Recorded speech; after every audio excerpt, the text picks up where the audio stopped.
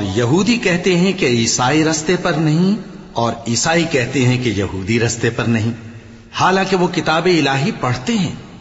اسی طرح بالکل انہی کسی بات وہ لوگ کہتے ہیں جو کچھ نہیں جانتے، یعنی مشرک۔ تو جس بات میں یہ لوگ اختلاف کر رہے ہیں، اللہ قیامت کے دن اس کا ان میں فیصلہ کر دے گا۔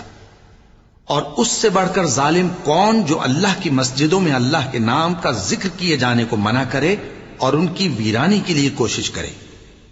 ان لوگوں کو کچھ حق نہیں کہ ان مسجدوں میں داخل ہوں مگر ڈرتے ہوئے۔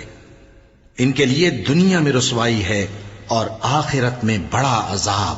اور مشرق اور مغرب سب اللہ ہی کا ہے، تو جدھر بھی تم رخ کرو ادھر ہی اللہ کی ذات ہے۔ بے شک اللہ صاحب وسعت ہے، باخبر ہے۔ اور یہ لوگ اس بات کے قائل ہیں کہ اللہ اولاد رکھتا ہے۔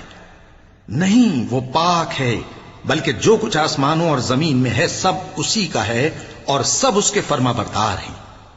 وہی آسمانوں اور زمین کا پیدا کرنے والا ہے، اور جب کوئی کام کرنا چاہتا ہے تو اس کو ارشاد فرما دیتا ہے کہ ہو جا، تو وہ ہو جاتا ہے۔